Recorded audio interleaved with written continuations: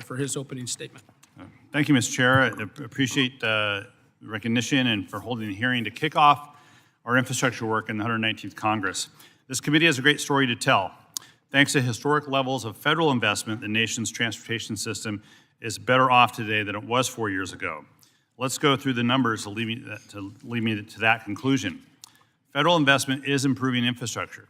In 2024, the American Society of Civil Engineers found that infrastructure dollars that Congress provided in the bipartisan infrastructure law, quote, halted the rapid growth of the infrastructure investment gap. These bold long-term investments are delivering nearly $600 in savings each year for American families, according to the ASCE.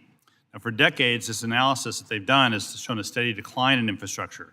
Chronic underinvestment meant that roads, bridges, airports, ports, waterways, public transit, and rail were aging, becoming less reliable, less safe, costing consumers and businesses money, and hurting our economic competitiveness.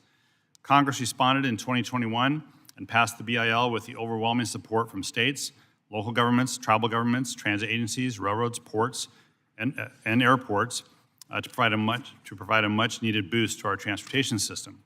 And that investment means America is building right now.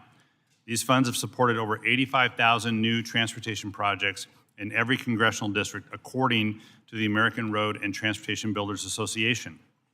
These projects are largely selected and controlled by state and local transportation officials, transit agencies, passenger railroads, and ports in each of our districts.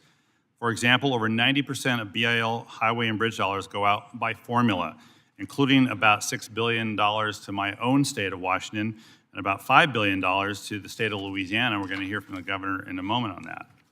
Congress designated a much smaller portion of BIL funds to be distributed via competitive grants, and US DOT continues to award those dollars into communities in our districts as quickly as possible.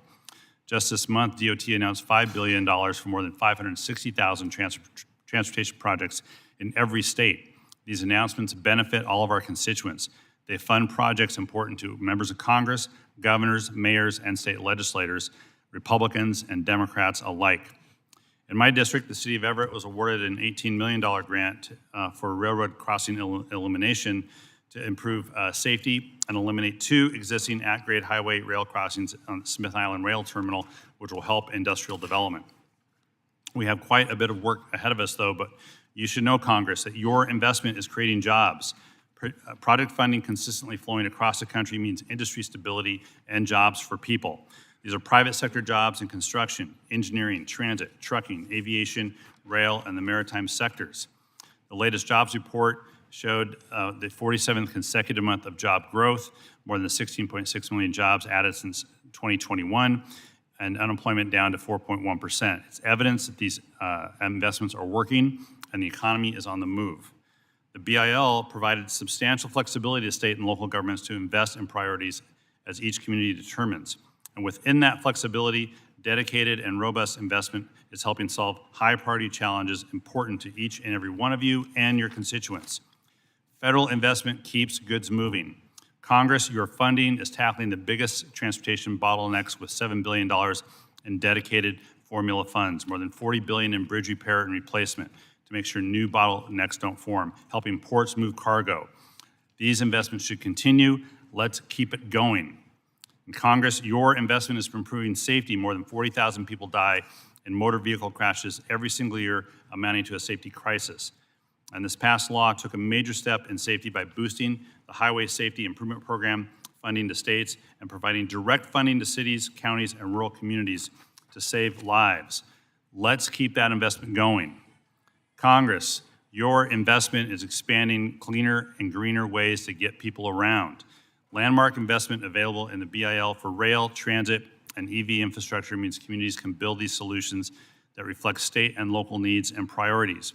Through advance appropriations, Congress leveled the playing field on funding certainty for rail. These investments should continue. Let's keep them going. And Congress, your investment is making the future workforce ready for more work and more jobs. The BIL included over $800 million to train workers for manufacturing jobs, in addition to eligible funding for workforce training available to states through flexible formula funding. These investments should continue. Let's keep it going. Keeping our transportation system in good repair, keeping it resilient, keeping it safe and ready for future freight and passenger demand requires ongoing investment. We're ready to make that investment, and I'm committed to working with Chair and the incoming administration to provide the necessary resources to create more jobs, protect the traveling public, and to support America's transportation and construction workers. I hope all of you can join all of us in that commitment. I want to thank our witnesses for being here today and look forward to the testimony, and I yield back. Thanks, Rick.